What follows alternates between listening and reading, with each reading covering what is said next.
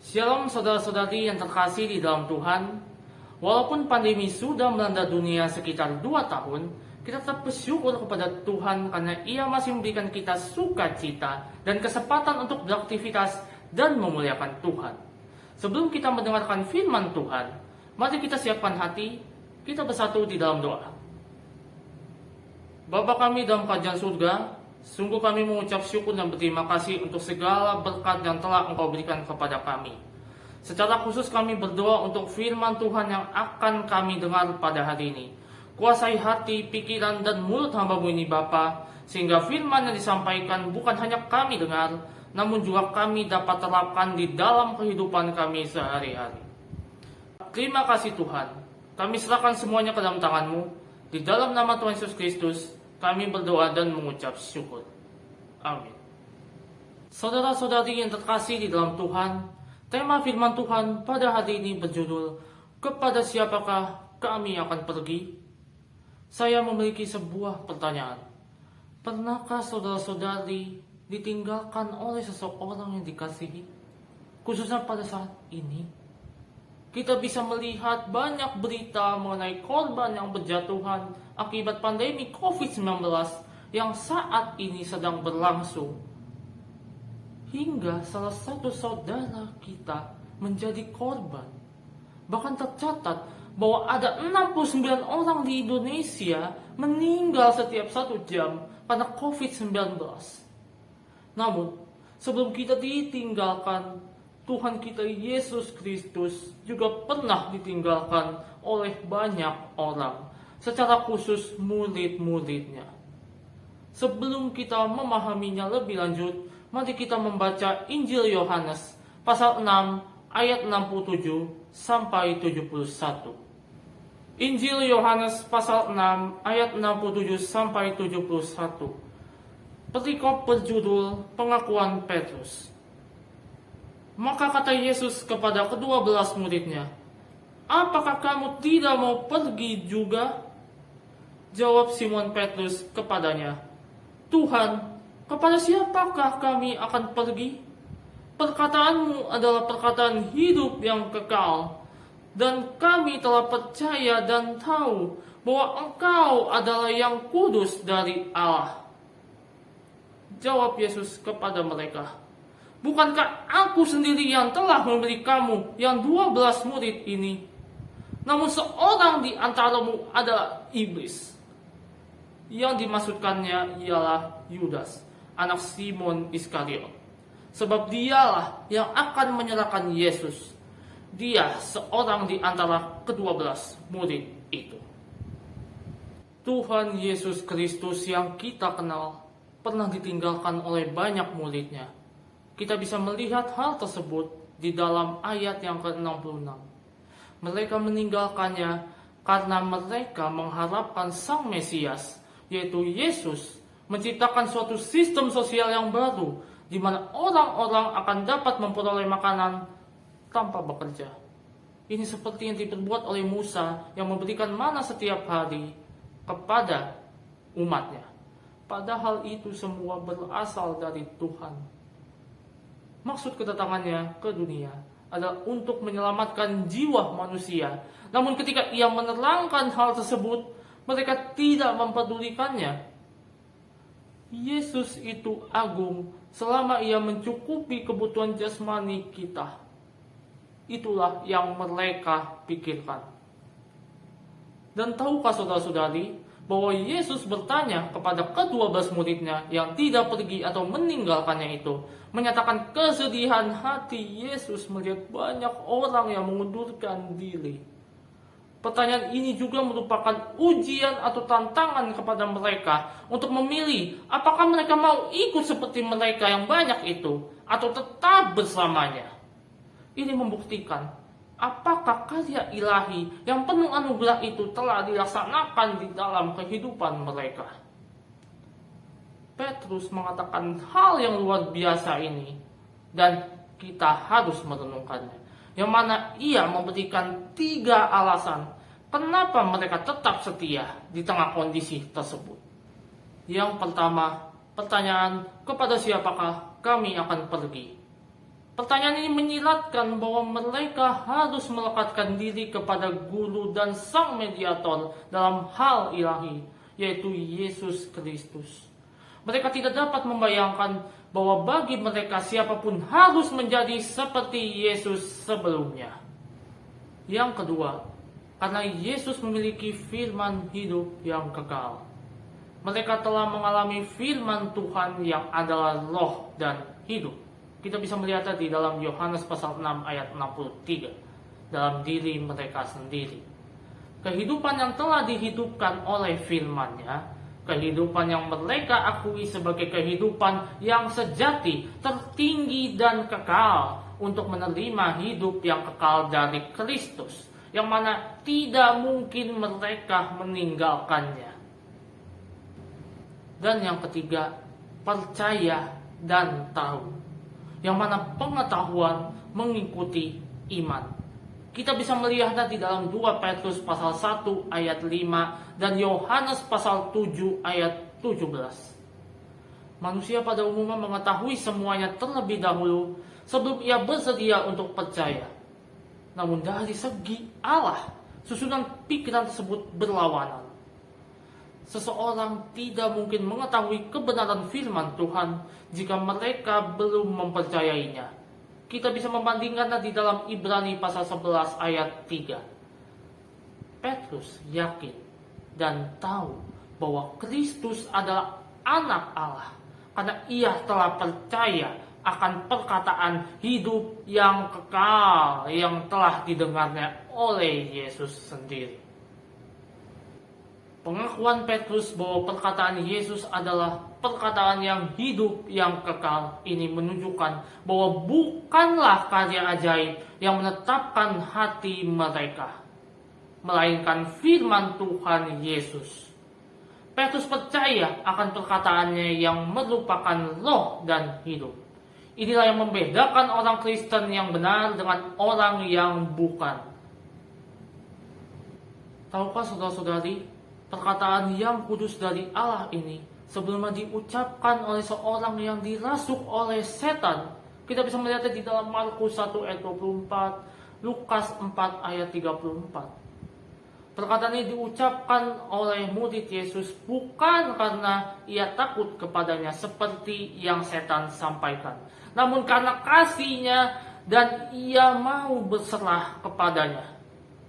Pengakuan tersebut mengandung kebenaran karena hal tersebut mengikatkan dirinya dan murid-murid yang lain kepada Yesus pada waktu kemasyurannya menurun. Respons Yesus atas pengakuan Petrus dan pengkhianatan Yudas menunjukkan kemahatauannya sekalipun para muridnya tidak mengetahuinya.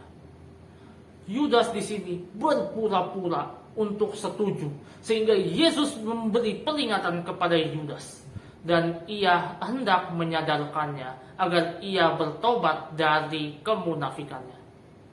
Namun peringatan tersebut tidak dipedulikannya. Bahkan Yesus sekali lagi memperingatkan niat jahatnya di dalam Yohanes pasal 13 ayat 2. Namun ia tetap tidak mau bertobat. Kita bisa melihat di ayat yang ke-26 dan ke-27. Kata iblis secara harafiah berarti pemfitnah, yang umumnya mengacu kepada setan. Di dalam Perjanjian Baru, kata tersebut diterapkan pada manusia sebanyak 3 kali, yang mana kata tersebut diterjemahkan sebagai fitnah. Melalui hal tersebut, mari kita merenungkan apa yang disampaikan oleh F.L. Godel. Siapa yang ingin mengerti persoalan itu, hendaklah ia melihat keadaan kebanyakan orang Kristen dewasa ini. Mereka mengaku dirinya Kristen, tetapi mereka lebih mengutamakan perkara-perkara jasmani daripada yang rohani. Karena itu kekristenan tidak lagi mempengaruhi orang banyak. Perkataan Yesus, sungguh pun kamu telah melihat aku, kamu tidak percaya, yang ada di ayat ke-36 pasal 6 juga berlaku sampai sekarang. Dari kisah tersebut, terdapat 3 sikap yang dapat kita pilih. Apakah kita memilih sikap kedurhakaan, seperti yang dilakukan oleh banyak murid yang meninggalkannya? Atau sikap yang memperburuk segalanya, seperti Yudas? Atau sikap kemantapan diri, seperti ke-11 murid Yesus? Ingatlah bahwa kekristenan merupakan suatu jawaban pribadi yang lahir batin, serta kesetiaan dan kasih yang keluar dari hati manusia. Mungkin banyak orang di sekitar kita yang meninggalkan kita, namun ingatlah bahwa sebelum kita ditinggalkan, Tuhan Yesus juga mengalami hal yang sama. Bersyukurlah karena kita masih dekat kepadanya, sekalipun banyak yang meninggalkannya. Karena Tuhan tidak akan mengecewakan kita. Kepada siapakah kami akan pergi? Mari kita merenungkan perkataan tersebut. Amin. Sebelum kita berdoa, mari kita mendengarkan bersama-sama dan merenungkan lagu ini.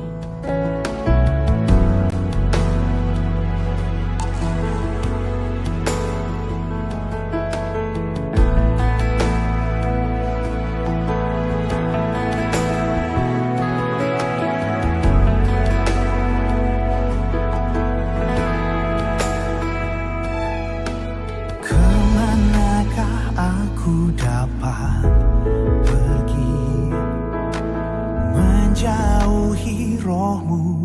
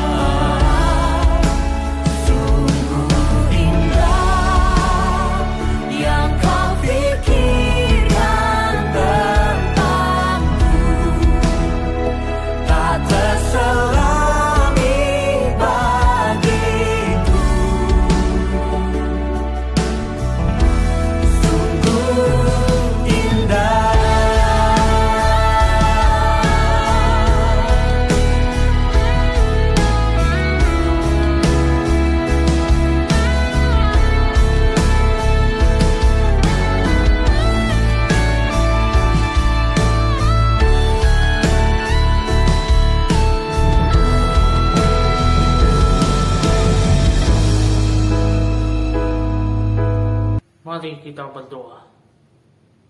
Benar ya Tuhan, sungguh besar pengorbanan yang telah Engkau lakukan bagi kami. Sungguh indah apa yang telah Engkau perbuat. Terima kasih Tuhan atas firman yang telah kami dengar pada hari ini. Kiranya firman yang telah kami dengar dapat menjadi kekuatan bagi kami di tengah kondisi kami yang mungkin ditinggalkan oleh saudara-saudari yang terkasih. Kami berdoa Tuhan untuk teman-teman kami yang mungkin sedang sakit. Kami serahkan dalam tangan-Mu, tolong juga mungkin teman-teman kami yang sedang dalam perjalanan jauh. Kiranya Engkau jaga dan lindungi mereka dari mara bahaya serta niat jahat orang. Kegiatan kami selanjutnya kami serahkan dalam tangan-Mu Tuhan. Terima kasih. Di dalam nama Tuhan Yesus Kristus kami berdoa dan mengucap syukur. Amin. Shalom saudara-saudara yang terkasih, Tuhan memberkati.